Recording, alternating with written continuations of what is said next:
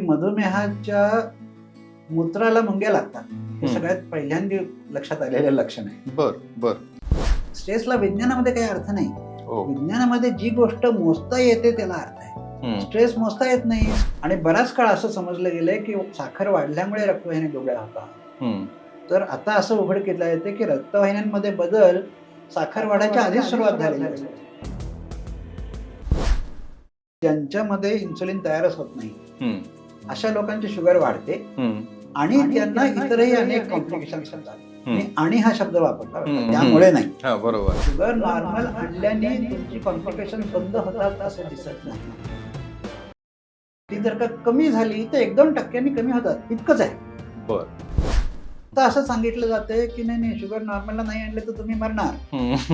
तसं नाही आहे. त्या कामं करत नसल्यामुळे आपल्या रक्तवाहिन्यांवरती आता परिणाम होतो. रक्तवाहिन्यांचं कसं आहे ते शहरातल्या रस्त्यांसारखं त्यांना सारखा मेंटेनन्स लागतो नाही तर खड्डे पडत राहतात. रक्तवाहिन्या दुबळ्या झाल्या की त्याचा एक परिणाम असा होतो की मेंदूला जो ग्लुकोजचा पुरवठा कायम व्हायला पाहिजे तो कमी पडायला लागला. कारण मेंदू मधली कॅपिलरी डेन्सिटी कमी होते. म्हणजे ज्ञानेश्वरांनी असं म्हटलंय की जैसे रसौषध खरे आपुले काज करोनी पुरे मग आपण हे नुरे. म्हणजे औषध कुठलं जे स्वतःची गरज संपवतं ते औषध. आयुष्यभर घेत राहा याला काय औषध नाही. जे आपलं जे काही अँसेस्ट्रल लाईफ होतं ते आपण या प्रकाराने परत आणतो आणि त्यामुळे खेळ हे आरोग्यासाठी चांगले आहेत. केवळ कॅलरीज जाळतात म्हणून नाही. पण ज्या फाउंडेशन वरती आता औषधं शोधण्याचा तुम्ही प्रयत्न करता आहात ते फाउंडेशनच चुकीचं आहे हे मी तुम्हाला कन्व्हिन्स करण्याचा प्रयत्न करतो. माझा पहिला भाग झाल्यानंतर तो जो कोणी व्हाईस प्रेसिडेंट होता त्या R&D युनिटचा तो म्हणला की we are not surprised somewhere we know all this. एवढंच बोलून तो थांबला. म्हणजे मधुमेह बरा होणं अशक्य आहे का तर ते अशक्य नाही. मधुमेह बरा होऊ शकतो.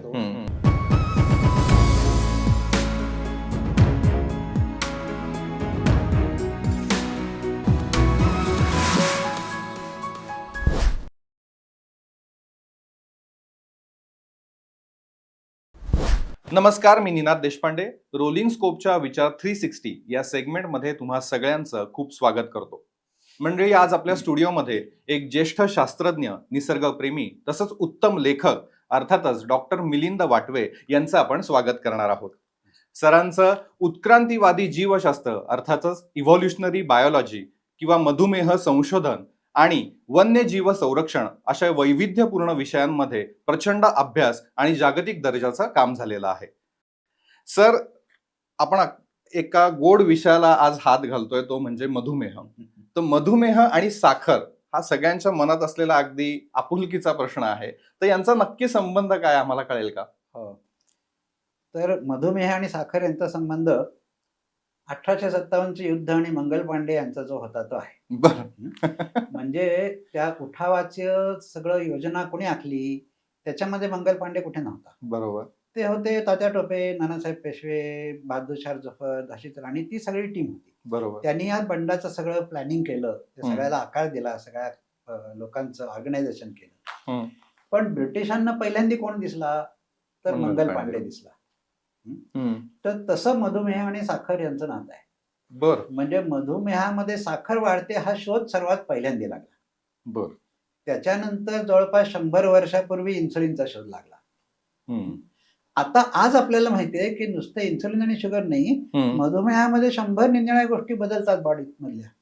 आपल्या मेंदू मधली केमिस्ट्री बदलते, आपली अनेक प्रकारचे हॉर्मोन्स बदलतात. आणखीन ग्रोथ फॅक्टर म्हणून एक डझनावारी मॉलिक्युल्स असतात शरीरामध्ये, त्यांचं एक्सप्रेशन बदलतं. आपल्या रक्तवाहिन्यांच्या काही गुणधर्म म्हणून आपण ते बदलतात.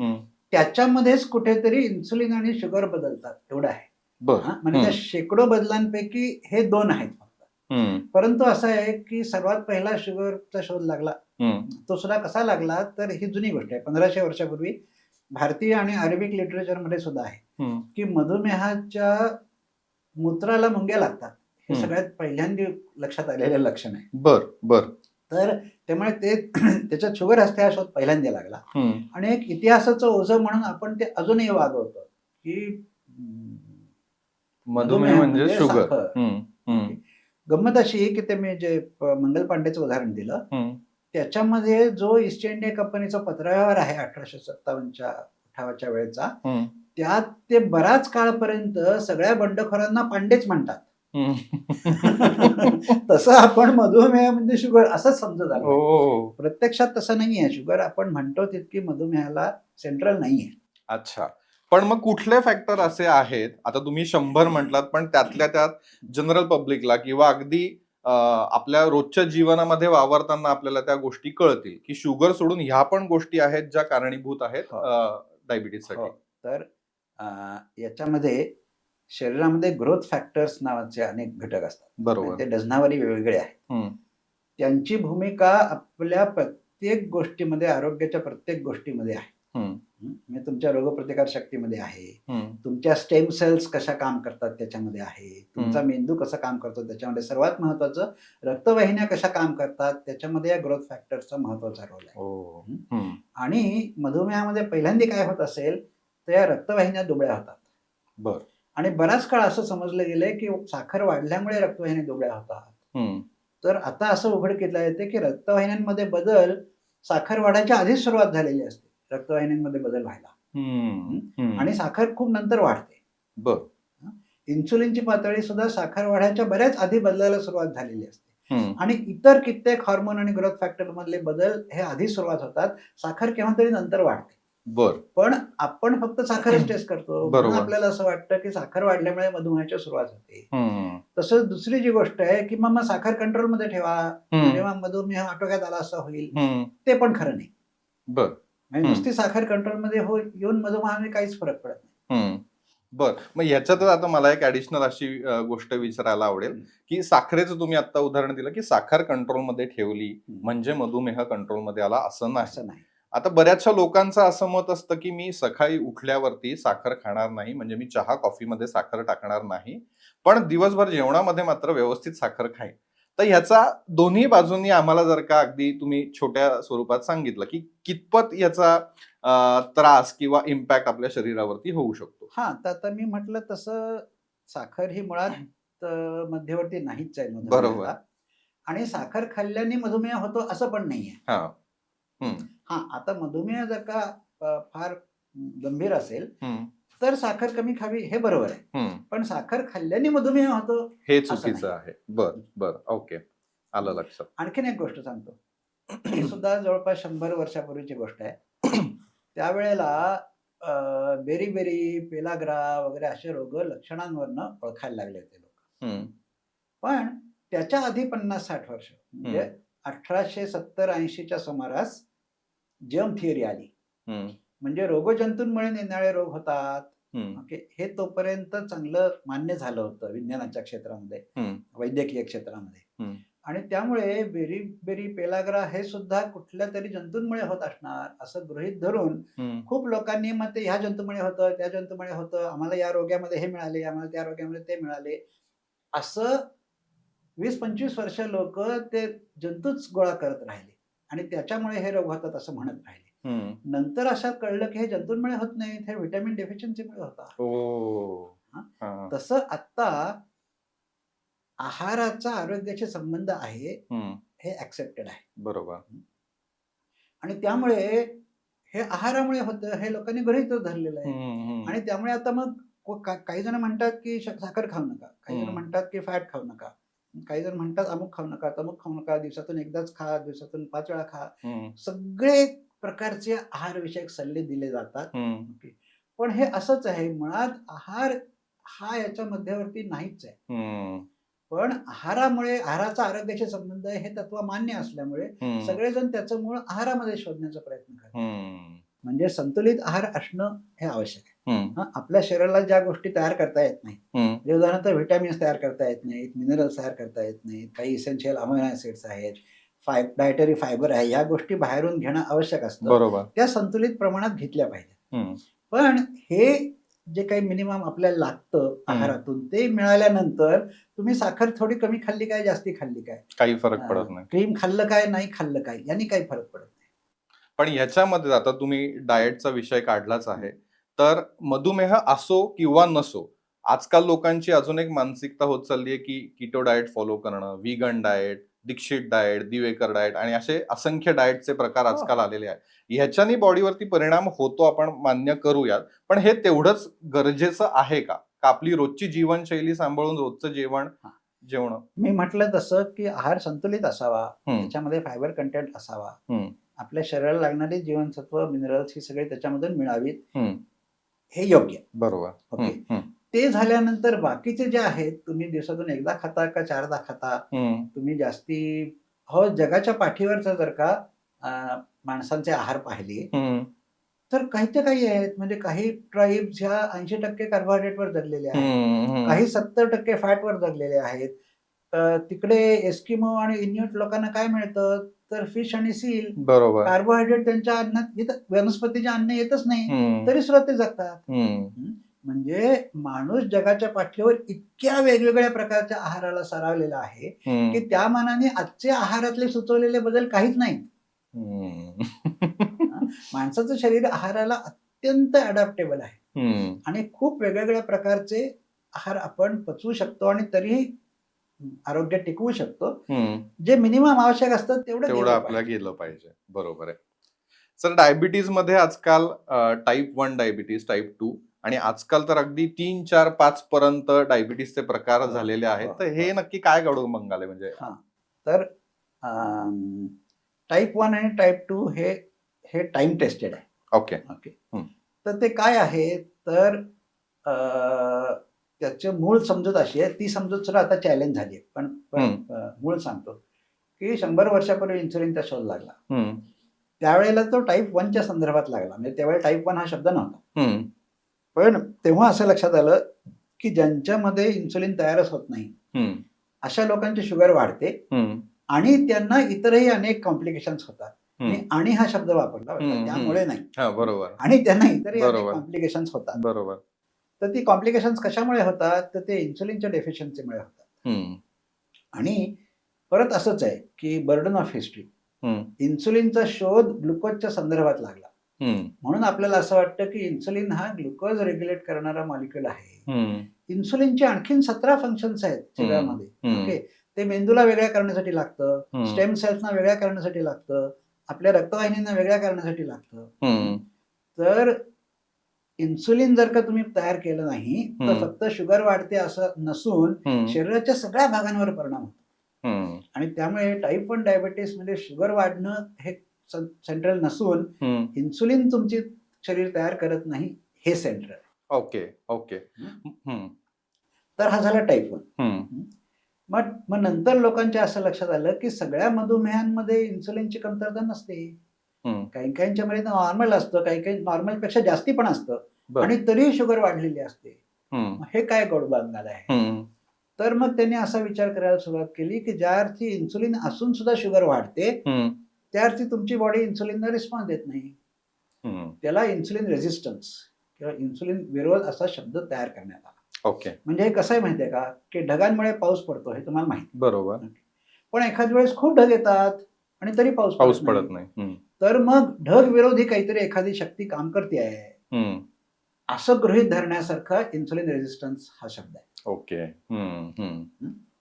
तर तो शब्द आला आणि मग ज्यांच्यामध्ये इन्सुलिन रेझिस्टन्सची लक्षणं दिसतात ते टाईप 2 डायबिटीस. बरोबर. असं झालं. ओके.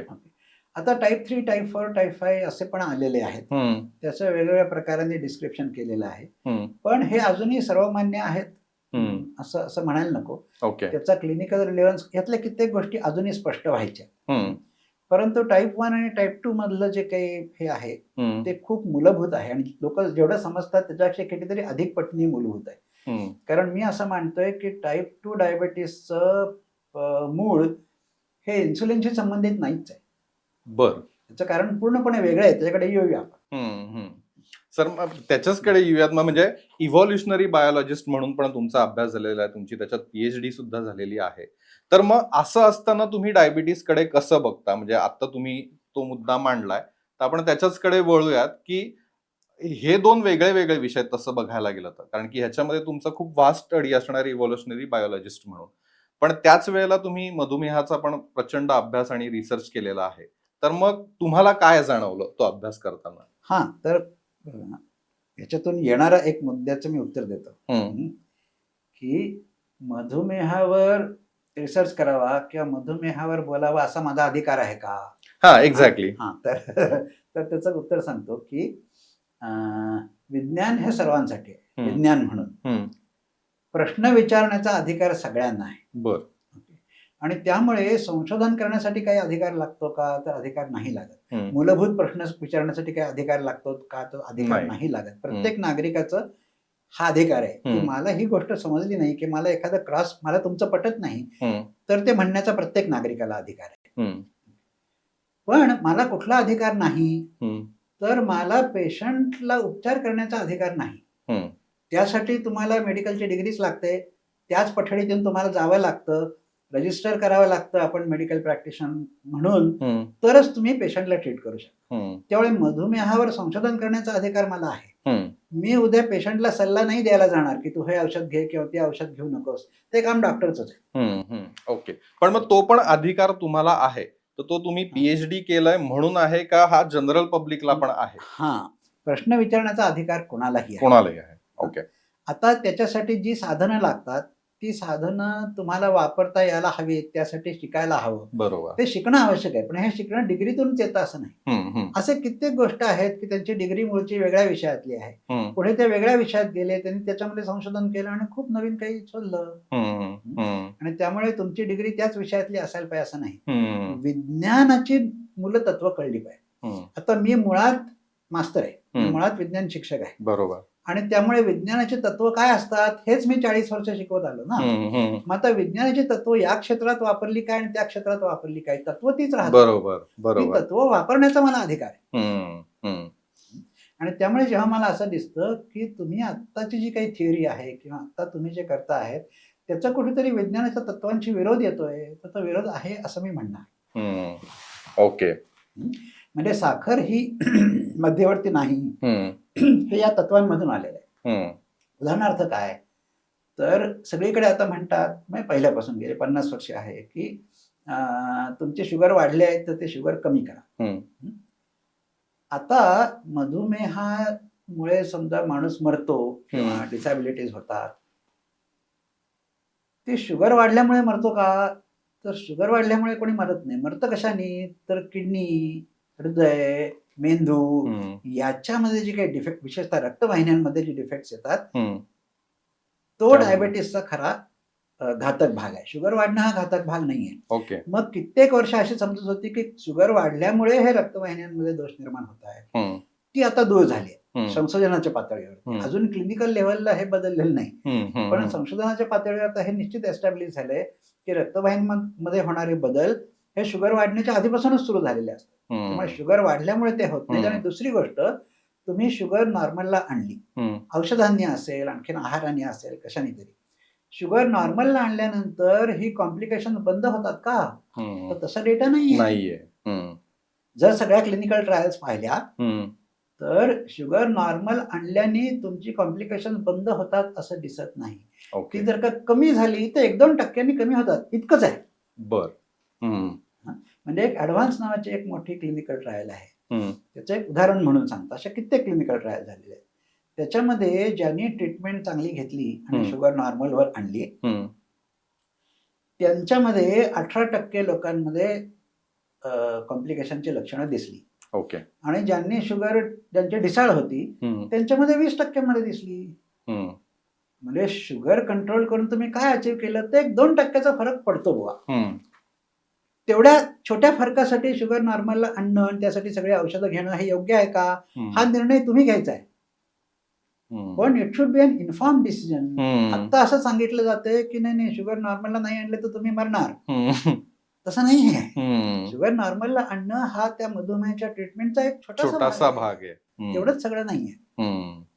पण मग आता याच्यामध्ये इंडिव्हिज्युअल लेव्हलला डायग्नोसिस करण्यासाठी जनरलाइज म्हणून आपण HbA1c ही टेस्ट वापरतो मधुमेह डिटेक्ट करण्यासाठी. तर ती टेस्ट बरोबर आहे की का त्याच्यामध्ये अजून काहीतरी बदल होणं गरजेचं आहे? कारण की तुम्ही म्हणताय की किंवा आपला संशोधनच असं सांगतंय की फक्त शुगर हे कारणीभूत बरं. नाहीये मधुमेहासाठी. बरं. मग HbA1c ही टेस्टच फक्त पुरेशी आहे का? तर कसं आहे सांगतो की मधुमेह झालाय याचं डायग्नोसिस पहिल्यांदा होण्यासाठी शुगर वाढले हा एक महत्वाचा क्रायटेरिया आहे. परंतु पुढे तुम्ही ते नीट मेंटेन करताय की नाही यासाठी जे लोक करत असतात की सकाळी शुगर बघितली, दुपारी बघितली, 2 महिन्यांनी पहिली, 3 त्याची काही आवश्यकता नाही. सकाळी शुगर नॉर्मल होती, दुपारी वाढलेली होती, यांनी तुम्हाला काही फरक पडणार नाहीये. फरक कशाने पडणार आहे माहितीये का? याच्यामध्ये तुमचा ओव्हरऑल फिटनेस, फिजिओलॉजिकल फिटनेस हा खूप महत्वाचा आहे. तो फिटनेस जर का चांगला असेल तर शुगर थोडीशी इकडे तिकडे झाल्याने काही फरक पडत नाही. ओके. त्यामुळे भर हा फिटनेसवर पाहिजे शुगरपेक्षा. हीच गोष्ट जशी शुगरच्या बाबतीत मी बोललो तसं कोलेस्टेरॉल, ब्लड प्रेशर याच्या बाबतीतही आहे. फिटनेसला जेवढं महत्व आहे तेवढं यांना नाही. आणि ज्याचा फिटनेस चांगला असतो त्याची थोडीशी शुगर कमी जास्ती असली तरी त्यालाही कॉम्प्लिकेशन होण्याची शक्यता खूपच कमी असते. ओके. म्हणजे तिथं मी म्हटलं 2-1% फरक पडतो, तर फिट असलेल्या माणसांना तो जवळजवळ 4 पटीने 6 पटीने फरक पडतो. बापरे. ओके. हे समजून घेणं जास्त आणि त्यामुळे आम्ही हे सांगायला सुरुवात केली की शुगर सारखी बघू नका, फिटनेस कडे जास्ती लक्ष द्या. मग आता आपण त्या मुळाकडे येऊया की डायबिटीसचं मूळ कशामध्ये आहे. तर आपले हे जे सगळ्या गोष्टी आहेत, मी म्हटलं की रक्तवाहिन्या याला खूप महत्व आहे. इतरही आपल्या मेंदूतल्या गोष्टी, आपल्या नर्व्स या सगळ्यांच्या आरोग्याला खूप महत्व आहे. तर हे मुळात आपल्या सगळ्या सिस्टीम्स निर्माण कशा झाल्या आणि कधी झाल्या, तर ह्या आपण जंगलात राहत असताना निर्माण झाल्या. बर. मी स्वतः आयुष्यात कित्येक काळ जंगलात राहून काढलेला आहे. बर. ओके. त्यामुळे जंगलात राहणं काय असतं, त्यावेळेची वागणूक काय असते, आदिवासी कसा जगतो, आदिवासीचं आरोग्य आणि शहरातल्या माणसाचं आरोग्य ह्याच्यामध्ये कुठे आणि कसा फरक पडतो, अशा अनेक गोष्टी मी स्वतः पाहिल्या. लिटरेचरमध्ये सुद्धा हे आहे. उदाहरणार्थ ऑस्ट्रेलियामधली घडलेली गोष्ट आहे.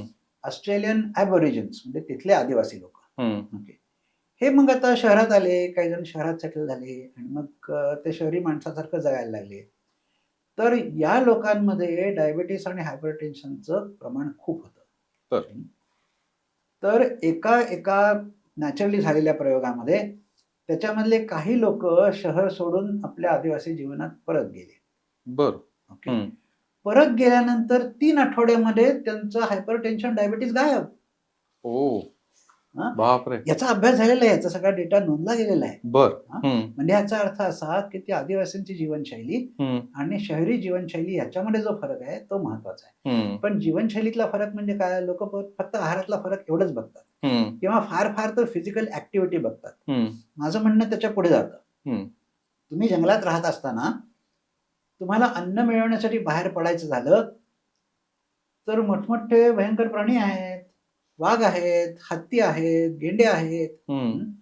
तुम्हाला योग्य प्रकाराने वावरावं लागणार. कुठल्याही क्षणी पळून जाण्याची किंवा झाडावर चढण्याची तयारी असावी लागणार.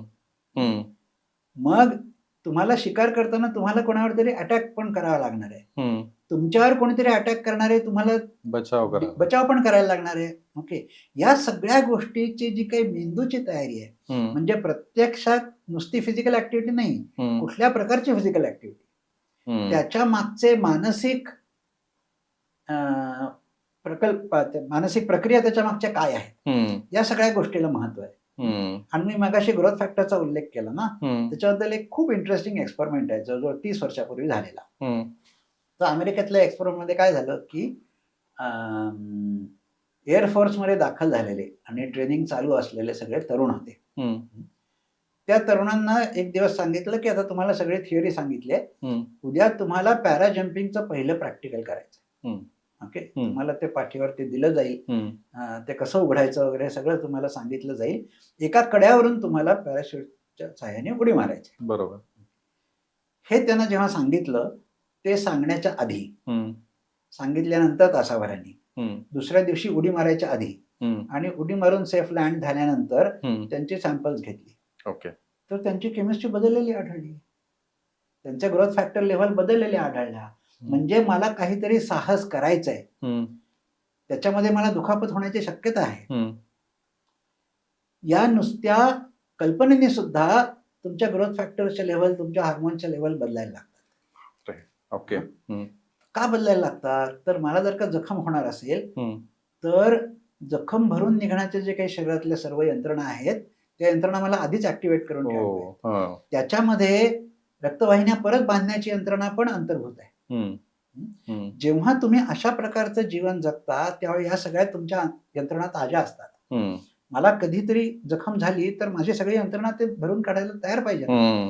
आता आपल्याला शहरी जीवनामध्ये वर्षानुवर्ष मुंगी सुद्धा चालवत नाही, तर आपल्या या यंत्रणा आता मोडकळे झालेल्या आहेत, त्या कामच करत नाहीत. त्या काम करत नसल्यामुळे आपल्या रक्तवाहिन्यांवरती आता परिणाम होतो. रक्तवाहिन्यांचं कसं आहे, ते शहरातल्या रस्त्यांसारखंच आहे, त्यांना सारखा मेंटेनन्स लागतो, नाहीतर खड्डे पडत राहतात. ओके.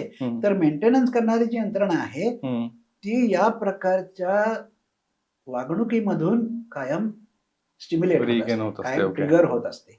हा स्टिम्युलसच बंद झाला तर आता ती कामच करेनाशी होते. जी गोष्ट आपण वापरत नाही ती दुबळी होते हे आपल्याला माहिती आहे. जो मसाला आपण वापरत नाही तो कामातून जातो. तसंच ही यंत्रणा न वापरल्यामुळे कामातून जाते. ती कामातून गेल्यामुळे रक्तवाहिन्या दुबळ्या होतात. रक्तवाहिन्या दुबळ्या झाल्या की त्याचा एक परिणाम असा होतो की मेंदूला जो ग्लुकोजचा पुरवठा कायम व्हायला पाहिजे तो कमी पडायला लागतो. कारण मेंदूमधली कॅपिलरी डेन्सिटी कमी होते. ग्लुकोज रक्तातून बाहेर टाकण्याची जी यंत्रणा आहे ती कमी पडायला लागते. आणि मेंदूला जर का ग्लुकोज कमी पडायला लागला तर मेंदू परस्पर आपल्या लिव्हरला सांगतो की रक्तात जास्ती ग्लुकोज सोड, मला हवाय. म्हणजे रक्तवाहिन्या दुबळ्या झाल्यामुळे आपलं ग्लुकोज वाढतं. म्हणजे बर ही गोष्ट लोकांना माहिती नाही का? तर माहिती आहे. डायबिटीसची जी काही कॉम्प्लिकेशन्स आहेत त्याला ते मायक्रोव्हॅस्क्युलर आणि मॅक्रोव्हॅस्क्युलर कॉम्प्लिकेशन असेच शब्द आहेत. म्हणजे याच्यात रक्तवाहिनीचा संबंध हे पहिल्यापासून माहिती होतं. नवीन काय आहे तर ग्लुकोज वाढल्यामुळे रक्तवाहिन्या बदलतात अशी पूर्वी समजत होती. आता आम्ही म्हणतोय की तसं नाहीये, रक्तवाहिन्या आधी बदलतात मग ग्लुकोज वाढतो. आणि त्यामुळे तुम्हाला व्यायाम करायला पाहिजे, पण व्यायाम हा केवळ कॅलरीज जाळण्यासाठी नाही. ते ज्या प्रकारचे आपण जगत होतो ते आपल्याला परत मिळवायचंय. ते परत मिळवणं हे नुसतं जॉगिंग केल्याने होणार नाहीये, पण फुटबॉल खेळल्याने होईल, कबड्डी खेळल्याने होईल. कुठल्याही मैदानी खेळामध्ये तुम्ही कोणावर तरी अटॅक करता, तुम्ही कशाच तरी पाठलाग करता, काहीतरी मारता, ठोकता, टोलवता, कशावर तरी नेम धरता, स्वतःचा बचाव करण्याचा प्रयत्न करता. म्हणजे आपलं जे काही अँसेस्ट्रल लाईफ होतं ते आपण या प्रकाराने परत आणतो. आणि त्यामुळे खेळ हे आरोग्यासाठी चांगले आहेत, केवळ कॅलरीज जाळतात म्हणून नाही. मी आता ह्याच विषयाकडे खरं तर येणार होतो की तुम्ही सगळं एक्सप्लेन केलं ते खूप छान होतं, पण याच्यामध्ये मग कुठेतरी आता आपण स्वतःला फॉल्स ट्रीटमेंट देतोय जिम करून किंवा व्यायाम करून की. बरोबर. तर जिम मध्ये सुद्धा तुम्ही कुठल्या प्रकारचे व्यायाम करता त्याच्यावर खूप महत्व आहे. आपण जे व्यायाम करतो त्याच्यामध्ये नुसत्या मला काही कॅलरीज जाळायच्या आहेत हे नसून मी कुठेतरी का पंचिंग बॅगला ठोसे मारतोय, मी कोणाची तरी स्पर्धा करतोय, मी काहीतरी जिंकण्याचा प्रयत्न करतोय, मी माझा स्वतःचा बचाव, हे एलिमेंट्स आले पाहिजेत त्या व्यायामामध्ये. आणि ते सर्वात उत्तमरित्या यानं त्या प्रकारच्या स्पोर्ट्स मधून आणि मग वेगवेगळ्या वयाच्या लोकांना झेपतील असे वेगवेगळे स्पोर्ट्स आहेत. आता 50च्या पुढच्या माणसाला रग्बी नाही झेपणार, फुटबॉल पण टेबल टेनिस झेपेल. बरोबर. तर त्यामुळे आपल्या वयाला झेपणारे खेळ आपण सतत खेळत राहिलं पाहिजे. सतत म्हणजे काय, आठवड्याचा काही तास तरी त्याला द्यायला पाहिजे. आणि जेवढे इंटेन्सिव्हली तुम्ही जे खेळ खेळाल तेवढं तुमच्या आरोग्यासाठी चांगलं असणार आहे. बरोबर. पण मग सर असं सगळं असताना डायबिटीज हा वाईट आहे का असं आपण म्हणू शकतो का? आणि असेल तर मग अर्थातच स्पोर्ट्स वगैरे ह्या गोष्टी आल्या, पण अजून पण आधीच्या लेव्हलला आपल्याला तो टाळायचाच झाला किंवा प्रिकॉशनरी मेजर्स ज्याला आपण म्हणतो ते घ्यायचे झाले तर आपण नक्की काय करू शकतो? तेच ना, म्हणजे शाळेमध्ये तर लहान असताना मुलांनी खेळणं हा तर त्यांचा धर्मच आहे. बरोबर. तर ते हल्ली खूप कमी खेळतात हा प्रश्न आहे. म्हणजे मैदानावर जाऊन खेळण्याऐवजी ते मोबाईलच बघत बसतात हा प्रश्न आहे. ओके. तर ते तेव्हापासून बदललं पाहिजे. ओके. म्हणजे मधुमेह होण्याचं वय अलीकडे काय चाललंय तर ही खेळाची संस्कृती नाहीशी होत चालली आहे. लहान मुलांनी मारामारी केली पाहिजे, हो तो त्यांचा धर्म आहे, म्हणजे आज 2 मुलं मारामारी करताना दिसले तर डायरेक्टली त्याला काउन्सिलरकडे पाठवतात. नाही, त्या लहान वयामध्ये मारामारी करणं हे त्यांच्या आरोग्यासाठी आवश्यक आहे. बरं, मारामारी म्हणजे नुसते हातापायांनीच करतायत ना, हातात काही घातक घेऊन मारामारी करत नाही ना, ह्याच्याकडे पालकांनी शिक्षकांनी लक्ष जरूर ठेवावं. बरोबर. पण मारामारी त्यांनी केली पाहिजे, मारामारीचे खेळ खेळले पाहिजेत. कॉम्पिटिटिव्हनेस पाहिजे. नुसतं कॉम्पिटिटिव्ह नाही, कॉम्बॅट गेम ज्याला कॉम्बॅट. ओके. ज्याच्यामध्ये तुम्ही त्या माणसाला डायरेक्टली फिजिकली मारत नसाल, चेंडूला मारतात ना, जोरात मारतात, अग्रेसिव्हली मारतात, ते महत्वाचं आहे. याच्याचमुळे मग म्हणजे आजकाल मेंटल स्ट्रेसमुळे पण डायबिटीज होतो असं आपण म्हणतो. मग त्याच्या मागे ह्याच सगळ्या गोष्टी कारणीभूत आहेत का? हा, तर मुळात काय आहे की स्ट्रेस ही एक उपयुक्त गोष्ट अशी वैद्यकशास्त्राने शोधलेली आहे, की ज्याला सायंटिफिक बेसिस काही नाही. ओके.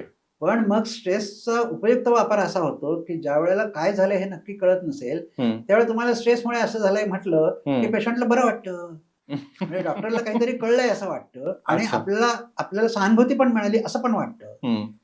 बरं वाटणं हेच उद्देश आहे तुमचं. खोटं बोलून बरं वाटत असेल तर ते चुकीचं नाहीये.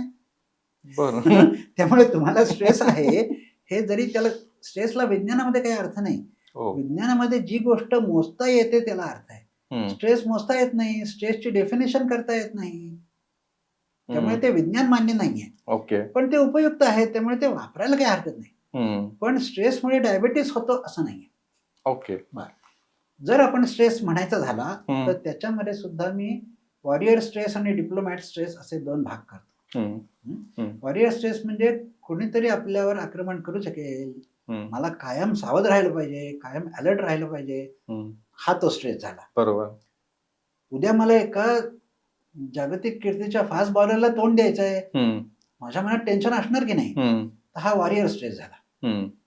आणि डिप्लोमॅट स्ट्रेस म्हणजे बिझनेस मधला काहीतरी प्रॉब्लेम आहे किंवा माझ्या कोणाच्या तरी रिलेशनशिप मधला प्रॉब्लेम आहे, माझ्या प्रतिष्ठेचा प्रॉब्लेम आहे, हा डिप्लोमॅट स्ट्रेस झाला. तर डिप्लोमॅट स्ट्रेस या दोन्ही स्ट्रेसचे परिणाम एकमेकांच्या विरुद्ध आहेत. ओके. आपल्याला आजच्या जगामध्ये डिप्लोमॅट स्ट्रेस जास्ती आहे. सोशल वर्ल्ड मध्ये, बिझनेस वर्ल्ड मध्ये फायनान्शियल स्ट्रेस जास्ती आहे. तर तुम्ही हा दुसरा स्ट्रेस घ्या म्हणजे ते बॅलन्स होतं. मग ट्रेकिंगला जा, माउंटेनिअरिंगला जा, आणखीन काही आक्रमक खेळ खेळा, त्यांनी हे बॅलन्स होतं. ओके. थोडक्यात स्ट्रेस असं काही नाहीच आहे तसं वगैरे. म्हणजे नुसता स्ट्रेस असा सगळा स्ट्रेस एका बास्केटमध्ये टाकला तर त्याला काही अर्थ नाही. पण स्ट्रेसमुळे कार्डियाक अरेस्ट होणं किंवा स्ट्रेसमुळे अजून पण बॉडीमध्ये काही ना काहीतरी कॉम्प्लिकेशन्स होणं हे पण आपल्याला डॉक्टरांकडनं बऱ्याच वेळेला ऐकायला मिळतं. हो, मी म्हटलं तसं ते उपयुक्त आहे आणि त्यामुळे वैद्यकीय प्रॅक्टिसमध्ये स्ट्रेस हा कन्सेप्ट वापरावा. तो वैज्ञानिक आहे अशा भ्रमात राहू नये. ओके. ओके. आणि स्ट्रेसमुळे हे होतं असं नाही. काही अंशी म्हणजे मुळात जर का असेल तर ते काही अंशी अग्रिवेट होऊ शकतं.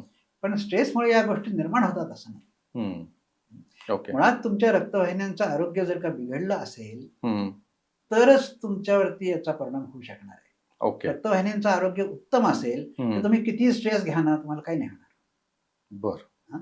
आणखीन एक उदाहरण, ब्लड प्रेशर जरा वाढलं की लोक म्हणतात की ते आता 80-120 पाहिजे, तुमचं 100-160 झालंय, फार वाढलंय वगैरे. जेव्हा पैलवान लोक कुस्ती खेळत असतात, कुस्ती किंवा कुस्तीपेक्षा बॉक्सिंग किंवा फ्री स्टाईल, ज्यांना एकमेकांना उचलून आपटतात इतक्या इंटेन्सिटीचे जे हे, तर ती कुस्ती खेळत असताना त्यांचं ब्लड प्रेशर 250 पर्यंत वगैरे गेलेलं असतं, तरी त्यांना काही होत नाही, कारण फिट आहेत ना. सर्व रक्तवाहिन्या, सर्व मसल्स हे इतक्या ताकदीचे आहेत की ब्लड प्रेशर वाढून सुद्धा त्यांना काही त्याचा परिणाम दिसत नाही. ओके. आणि जो माणूस बैठ्या जीवनशैलीतच आहे, ज्याने आपला फिटनेस घालवलाय, त्याला थोडंसं वाढलं तरी प्रॉब्लेम येऊ शकतो. म्हणजे त्याच्या मागची जी कारणं आहेत ती फार वेगळी आहेत. फक्त स्ट्रेस आल्यामुळे आपल्याला हार्ट अटॅक आला असं आपण नाही म्हणू शकतो. तुमचं सगळं फिजिओलॉजिकल फिटनेस जर का तुम्ही कायम ठेवला तर तुमची बॉडी खूप जास्ती स्ट्रेस आरामात घेऊ शकते. ओके. सर, अजून एक मधुमेहामध्ये आजकाल जी कॉमन गोष्ट घडतीये ती म्हणजे प्रेग्नंट बायकांना मधुमेह डिटेक्ट होतो. काहींना तो पुढे कंटिन्यू राहतो, काहींचा फक्त प्रेग्नन्सी पुरताच मर्यादित असतो. तर हे असं का होतं आणि याच्यावरचे उपाय नक्की काय, किंवा कसं लोकांनी समजून घेतली पाहिजे ही गोष्ट? तर एक काय झालंय माहितीये का, की शुगर वाढणं वाईट असं असं जे काय सर्वत्र एक समज झालाय, तर तो खरा नाही. त्या कुठल्या कॉन्टेक्स्ट मध्ये शुगर वाढली ते महत्वाचं आहे. रक्तातले शुगर वाढणं, प्रेग्नन्सीमध्ये शुगर वाढणं, याचा संबंध तुम्ही तो प्लासेंटा, त्याच्यामधली ती गर्भाची वाढ, हे तुमची बॉडी कसं मॅनेज करते त्याच्यावर अवलंबून आहे. ओके. त्या काळामध्ये काही काळ, विशेषतः ज्यांना उशिरा वयात पहिली प्रेग्नन्सी होते, त्यांना शुगर वाढवणं हा त्यांच्या फिजिओलॉजिकल स्ट्रॅटेजीचा भाग आहे. ओके. प्रत्येक शुगर वाढणं म्हणजे डायबिटीस असं नाही. आणि त्यामुळे ती कशाने वाढली याचं अनालिसिस फार महत्वाचं आहे. दुर्दैवाने असं अनालिसिस करण्याच्या पद्धती अजूनही विकसित झालेल्या नाही, अजूनही सेंट्रल प्रॅक्टिस मध्ये ते आलेल्या नाही. दुसरं एक उदाहरण सांगतो. मेंदूला जर का काही आतून डॅमेज झाला असेल, उदाहरणार्थ हिमरेज झालं असेल, तर ते भरून काढण्यासाठी आपले आपोआपच मेकॅनिझम्स ऍक्टिव्हेट होतात. बरोबर. ते भरून काढताना त्यांना जास्ती एनर्जी लागते. त्यावेळेला रक्तातली साखर वाढणं हे नॉर्मल आहे. आणि अशी एक खूप मोठी क्लिनिकल ट्रायल झाली आहे, नाईस शुगर ट्रायल म्हणतात त्याला, ज्यांनी इंटेन्सिव्ह केअर मधल्या पेशंटसाठी व्यवस्थित असा अभ्यास केला, म्हणजे रँडमाइज करून काही लोकांची शुगर अगदी नियंत्रित करायची, काही जणांची फ्लक्च्युएट झाली तरी तशी होऊ द्यायची. तर ज्या वेळेला इंटेन्सिव्ह केअर मध्ये म्हणजे तुम्हाला काहीतरी आतून मोठी इंजुरी झाली आहे, ती भरून काढण्यासाठी तुमची बॉडी खूप काम करते, त्याला जास्ती शुगरची गरज आहे, अशा वेळेला जर का तुम्ही शुगर वाढू नाही दिली, त्या माणसांमध्ये मॉर्टॅलिटी वाढली असं दाखवलं. म्हणजे ज्यांच्यामध्ये तुम्ही शुगर कंट्रोल केली औषधाचा मारा करून, ते जास्ती प्रमाणात मेले, आणि ज्यांची शुगर वाढू दिली ते जास्ती प्रमाणात जगले. बापरे. याचं कारण असं आहे की या संदर्भामध्ये शुगरची आवश्यकता आहे, वाढलेल्या शुगरची तुमच्या शरीराला आवश्यकता आहे, कारण ती इंजुरी भरून काढण्यासाठी तुमचे सगळे मेकॅनिझम्स ओव्हर टाइम काम करतायत. त्यांना जास्ती एनर्जी नको का? मग तिथं जर का तुम्ही ती एनर्जी दाबून ठेवली तर त्याचा परिणाम वाईटच होणार. आणि त्यामुळे नुसती शुगर वाढणं वाईट नाही, ती कोणत्या कॉन्टेक्स्टमुळे वाढली, कोणत्या कारणामुळे वाढली याच्यावर खूप अवलंबून आहे. ओके. त्यामुळे हल्ली एक गोष्ट क्लिनिकल प्रॅक्टिस मध्ये आली आहे की केवळ एकदा शुगर वाढली तर लगेच डायबेटिक म्हणू नका. कदाचित अशी काहीतरी तात्पुरत्या कारणासाठी तुमच्या शरीराला गरज पडली असेल जास्ती शुगरची, 3 महिन्यांनी परत बघूया, 6 महिन्यांनी परत बघूया. आणि जर का ती कायम वाढलेलीच राहिली तर काळजी करा. एकदाच वाढलेली असेल तर काळजी करू नका. हे आता आलंय थोडस. ओके. ओके. पण म्हणजे प्रेग्नन्सी मध्ये मग आपण असं म्हणू शकतो की जास्ती तर प्रमाणामध्ये सुद्धा तो शुगर वाढणं हा कधी नॉर्मल भाग असू शकतो, कधी कधी ती डायबिटीसच्या सुरुवातीचे लक्षणं पण असू शकतात. ओके. पण त्याच्यामध्ये डिफरन्शिएट कसं करायचं हे आपल्याला अजूनही माहित नाही. ओके.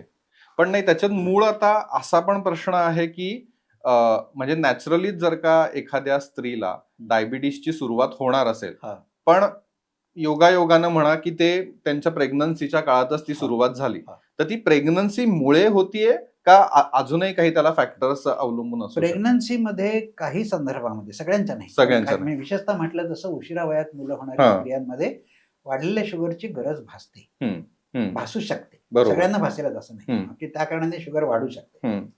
पण शुगर नॉर्मलला आणणं ही एकमेव ट्रीटमेंट नाहीच आहे, हे मी सांगतोय. त्यामुळे काही करून ते शुगर नॉर्मलला आणा याच्याकडे पाहायचं नाही. बरोबर. त्या काळामध्ये तात्पुरते वाढलेल्या शुगरकडे दुर्लक्ष करावं, पण बाकीच्या लक्षणांकडे काळजीपूर्वक नजर बघायला पाहिजे. ओके. बाकीची जर लक्षणे दिसायला लागली तर मग त्याचा जास्ती गांभीर्याने विचार केला पाहिजे. दुसरी गोष्ट अशी की व्यायामाच्या अभावी किंवा खेळ खेळण्याच्या अभावी हे झालेलं आहे. प्रेग्नन्सीमध्ये तुम्ही कुठला व्यायाम करू शकता ह्याच्यावर रिस्ट्रिक्शन येतात, पण तो पूर्णपणे बंद करायचा नसतो. गायनेकोलॉजिस्टच्या सल्ल्याने तुम्हाला कुठले व्यायाम करणं या क्षणी ज्या परिस्थितीमध्ये शक्य आहे ते जाणून घेऊन त्या प्रकारचे व्यायाम चालू ठेवले पाहिजे. फिटनेस कडे दुर्लक्ष करणं हे कुठल्याही संदर्भामध्ये योग्य गरजेचं. बरोबर आहे. आता मग ह्याच्यात फक्त अजून एक शेवटचा प्रश्न प्रेग्नन्सीच्या दृष्टिकोनातनं, की जर का एखाद्या स्त्रीला डिटेक्ट झाला डायबिटीस तर त्याचा बाळावरती परिणाम होऊ शकतो का? आणि मग जन्मतःच बाळाला डायबिटीस असणं वगैरे असं म्हटलं तसं ते कुठल्या कारणाने वाढले ह्याच्यावरती खूप अवलंबून. बरोबर. तर खूप वाईट डायबिटीस असलेल्या महिलांच्या गर्भावरती परिणाम होऊ शकतो. हम्म. आणि म्हणून केवळ शुगर हा क्रायटेरिया न ठेवता सर्वच बाकी लक्षणं, त्याच्या लाईफस्टाईल मध्ये काय काय आहे, काय काय नाहीये, बाकीचा फिटनेस कसा आहे, आणि इतर काही गोष्टी जे यायला पाहिजेत ते अजून आलेल्या नाही. म्हणजे ग्रोथ फॅक्टर्सना आपल्या शरीरामध्ये प्रचंड महत्व आहे, पण ग्रोथ फॅक्टरची लेव्हल तपासून बघावी हे अजूनही क्लिनिकल लेव्हलला आलेलंच नाहीये. अशा गोष्टी यायला पाहिजेत. म्हणजे त्यासाठी अधिक संशोधनाची आवश्यकता आहे. आणि संशोधनाचं कसं असतं की जोपर्यंत तुमचा पर्स्पेक्टिव्ह बदलत नाही तर संशोधनाची दिशा पण बदलत नाही. बरोबर. आणि त्यामुळे मधुमेह मधून आपण साखर बाजूला काढली किंवा साखर ही मध्यवर्ती नाही असं म्हटलं तर मग मध्यवर्ती काय आहे त्याच्यावरती फोकस करून त्याच्यावर आणखीन संशोधन होऊन ते क्लिनिकल लेव्हलला यायला पाहिजे. बरोबर. संशोधन आणि क्लिनिकल लेव्हलच्या नेहमीच एक मोठी गॅप असते, पण त्या गॅप मध्ये संशोधन चालू असलं तर त्याचा उपयोग होतो. ते आता पुरेशा प्रमाणात चालू नाहीये असं दिसतं. बरोबर आहे. तुमच्या पण संशोधनातनं तुम्ही 2 पुस्तकांचं लेखन केलं, बिनसाखरेची थेअरी आणि डव्हज डिप्लोमॅट डायबिटीज. तर हे जेव्हा जागतिक स्तरावरती दोन्ही पुस्तकं, दोन्ही थेअरीज मांडल्या गेल्या तेव्हा काय तुम्हाला बदल जाणवले किंवा कसं तो ऍक्सेप्टन्स होता? तर हा खूप इंटरेस्टिंग प्रश्न आहे. मी जंगली माणूस आहे आणि मी प्राण्यांचा अभ्यास करतोय, त्यामुळे त्यातली एक गमतीची गोष्ट सांगतो. माणसामध्ये जसं इनोव्हेशन आहे, नवीन शोधण्याचं प्रेरणा आहे, नवीन शोधण्याची ते बिहेवियर दिसतं आपल्याला, तसं कित्येक प्रकारच्या माकडांमध्ये एपमध्ये पण दिसतं. बरं.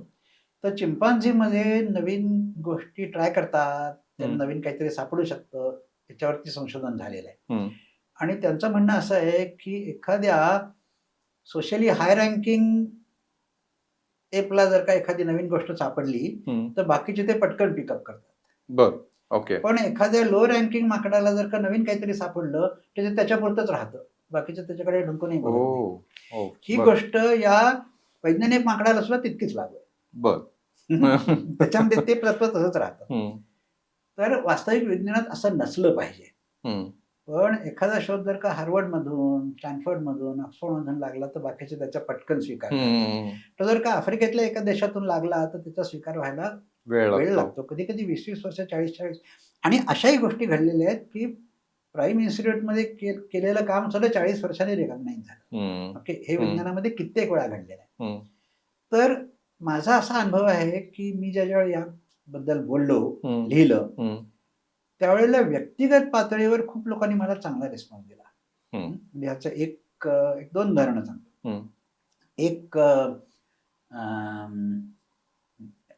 हार्वर्डमध्ये जॉसलिन डायबिटीस सेंटर म्हणून आहे. हे जगातलं डायबिटीस सेंटरचा बालेकिल्ला म्हणता येईल असं आहे. तर तिथं माझं एक व्याख्यान झालं. त्याचा डायरेक्टर त्यावेळेस जो होता, रोनाल्ड कान म्हणून, तो मला म्हणला की त्यावेळेस माझं पुस्तक त्याकडे होतं बरं का, त्यांनी दाखवलं माझ्या याच्यामध्ये तुमच्या डिप्लोमॅट डायबिटीस आहे बरं का माझ्या कप्प्यामध्ये. मग तो म्हणला की मी तुमच्या व्याख्यानाचे इंट्रोडक्शन करून देतो, पण मला जावं लागेल, मला लगेच काम आहे. तुम्ही 5 मिनिटं तुमचे इंट्रोडक्शन करून मग मी मागच्या पायाने जाईल.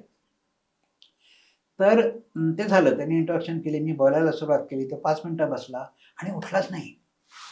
शेवटपर्यंत बसला. आणि हे एक उदाहरण झालं. दुसरं उदाहरण सांगतो, हे एका मोठ्या फार्मा इंडस्ट्रीच्या R&D युनिटचं आहे. ओके, त्या R&D युनिटने मला बोलण्यासाठी बोलवलं, तुम्ही डायबिटीस विषयी काहीतरी नवीन मांडत आहात, तेव्हा आमच्या R&D टीमशी बोला.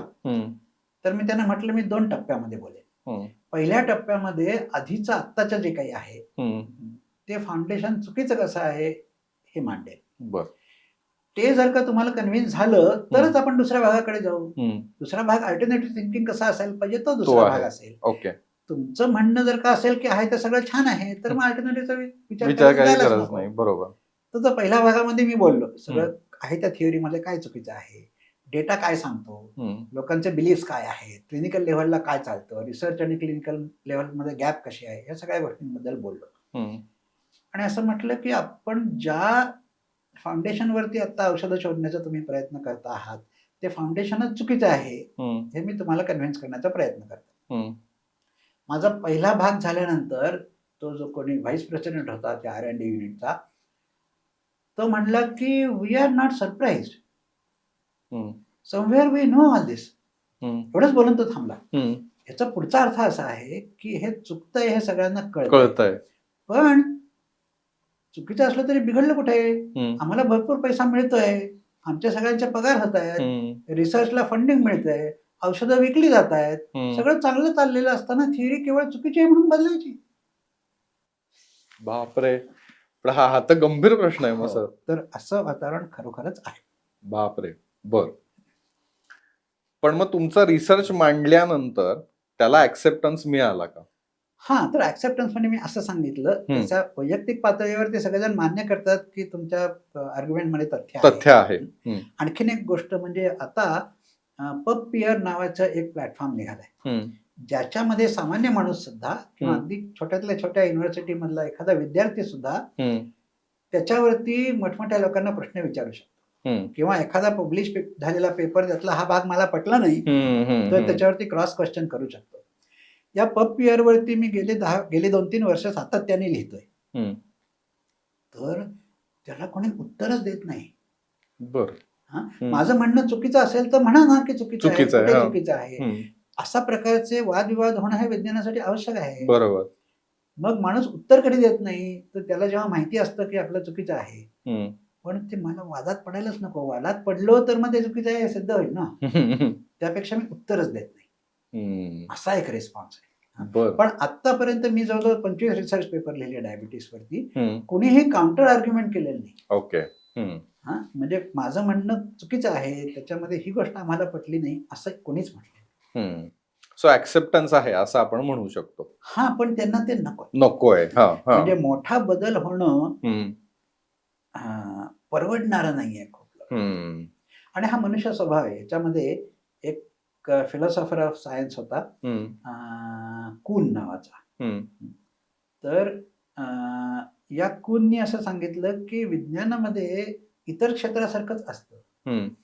म्हणजे फुले आगरकरांना विरोध झाला हे आपल्याला माहिती आहे, त्यांनी वेगळे विचार मांडले तर त्यांना समाजाचा विरोध झाला. हीच गोष्ट विज्ञानातही घडते. तुम्ही प्रचलित जी थिअरी आहे त्याच्या विरुद्ध जर मांडलं, ते किती एव्हिडन्सनी मांडलेलं असो, चांगलं गणित वापरून मांडलेलं असो, काही असो, बदल लोकांना पटकन ऍक्सेप्ट होत नाही. ही गोष्ट सामान्य माणसामध्ये जेवढी खरी आहे तेवढीच विज्ञानामध्ये पण खरी. पण मग तुमचा ओव्हरऑल रिसर्च बघता येणाऱ्या काळामध्ये आपण डायबिटीज कडे कसं बघू शकतो? तर आता मी म्हटलं तसं मी कुठल्याही पेशंटला कन्सल्ट करत नाही, बरोबर, परंतु जनरली मी हे सांगू शकतो आणि सांगतोही की फिटनेस कडे लक्ष द्या. शुगर नाही बघितली तरी चालेल. ओके. सारखी नाही बघितली तर नक्कीच चालणार आहे. 2-3 वर्षातून एकदा बघितली तर खूप झालं. दर सकाळ संध्याकाळ शुगर बघण्याची अजिबात आवश्यकता नाही. फिटनेस कडे मात्र भरपूर लक्ष द्या. ओके. पण मग तसं असताना ज्यांना डायबिटीज ऑलरेडी डिटेक्ट झालाय, आता तो खरा खोटा हा मुद्दा आपण बाजूला ठेवूयात, तर त्यांना गोळ्या सुरू झालेल्या असतात. काहींना अगदी 40शी मध्येच, काहींना अगदी 30शी मध्ये, 35शी मध्ये. तर त्या गोळ्या घेणं योग्य का नाही? माझ्या मते त्या गोळ्यांचा काहीही उपयोग होत नाही. व्यायाम आणि तुमचा फिटनेस, आरोग्य, तुमच्या रक्तवाहिन्यांची बळकटी, तुमच्या स्नायूंची बळकटी, तुमच्या स्टेम सेल्स, तुमच्या पांढऱ्या पेशी यांची बळकटी हे सर्वात महत्वाचं. शुगर तुम्ही नॉर्मल अंडी औषधाचा मारा करून त्यांनी फार फरक पडत नाही. मग कोणी घ्यावं तर काहीच्या काही शुगर वाढली आहे, मग ती थोडी तरी कमी करणं आवश्यक आहे. त्यांनी जरूर औषधाचा तात्पुरता वापर करावा. पण आयुष्यभरासाठी औषध घेणं हा औषध या संकल्पनेचाच प्रभाव आहे. आणि हे खूप पूर्वीपासून माहिती आहे. म्हणजे ज्ञानेश्वरांनी असं म्हटलंय की जैसे रसौषध खरे, आपुले काज करोनी पुरे, मग आपण हे नुरे. म्हणजे औषध कुठलं जे स्वतःची गरज संपवतं ते औषध. आयुष्यभर घेत राहा याला काय औषध नाही. बरोबर. औषध आयुष्यभर घेत राहा याचा earth the treatment has failed, ती बरी करूच शकत नाहीये म्हणून औषध आयुष्यभर घ्यावं लागतं. ओके. आणि मधुमेहाचं बहुतेक अगदी तसंच आहे की ते एकदा ती गोळी सुरू झाली की तुम्हाला ती आयुष्यभर घ्यावी लागते.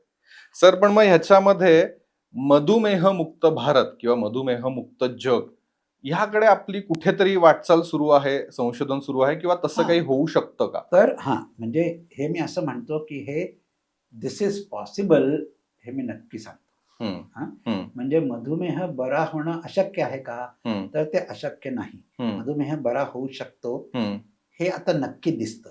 ओके. पण नुसती शुगर नॉर्मलला आली म्हणजे म्हणून मधुमेह नाही. बरा झाला असं नाही समजता कामा. ओके. तुमच्या रक्तवाहिन्या परत पहिल्यासारखं काम करायला पाहिजे, हम्म. तुमचे ग्रोथ फॅक्टर परत पहिल्यासारखे काम करायला पाहिजेत, हम्म. तर बरं झालं असं म्हणायचं. ओके. वैद्यकीय क्षेत्राने याचा अजिबातच स्वीकार केला असं नाही. ओके. ओके. आणि माझ्या संकल्पनांवर आधारित, अंशतः तरी माझ्या संकल्पनावर आधारित त्यांचं कॉन्ट्रीब्युशन पण आहे. दीनानाथ मंगेशकर रुग्णालयाने एक पूर्णपणे नवीन क्लिनिक सुरू केलं. बर. त्या क्लिनिकचं नाव आहे बिल्ड क्लिनिक. बर. ते बिल्ड म्हणजे BILD stands for behavioural intervention for lifestyle disorders. Okay. Okay. हे फक्त डायबिटीस विषयी नाही आहे. लाईफस्टाईल रिलेटेड ज्या गोष्टी आहेत, म्हणजे शहरी माणसाला, बैठ्या जीवनशैलीच्या माणसाला होणाऱ्या ज्या गोष्टी आहेत, त्याच्यामध्ये सांधेदुखी पण आहे, आपले मसल्स काम करण्याचे होतात, वय झाली की पाठदुखी सुरू होते, मानदुखी सुरू होते,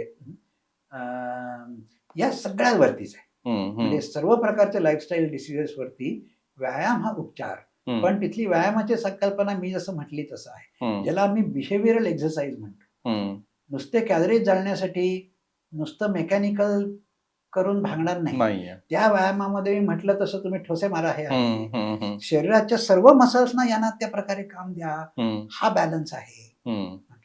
तर व्यायामाची जी बदललेली संकल्पना आहे, त्या संकल्पनावर आधारित क्लिनिक ऑलरेडी सुरू झाले. ओके.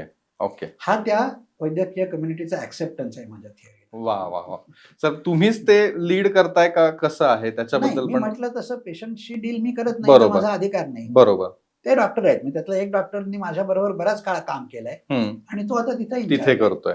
ओके. म्हणजे कुठेतरी आपण प्रिकॉशनरी मेजर्स कडे पण तेवढ्याच प्रमाणात बघतोय, जेणेकरून ह्या गोष्टी टळल्या पाहिजेत पुढे जाऊन. ओके. Thank you so much. म्हणजे आता हे शेवटचं जे तुम्ही दीनानाथ मंगेशकरचं सांगितलं, त्यातनं खरंच प्रेरणादायी प्रवास तुमच्या संशोधनाचा इथपर्यंत येऊन पोहोचलाय असं म्हणायला हरकत नाही. आणि त्यातनं कुठेतरी नक्कीच प्रिकॉशनरी मेजर्स घेऊन लोकांना त्या गोष्टी होऊच द्यायच्या नाही, याच्याकडे सुद्धा काम चालू आहे, हे ऐकून बरं वाटलं.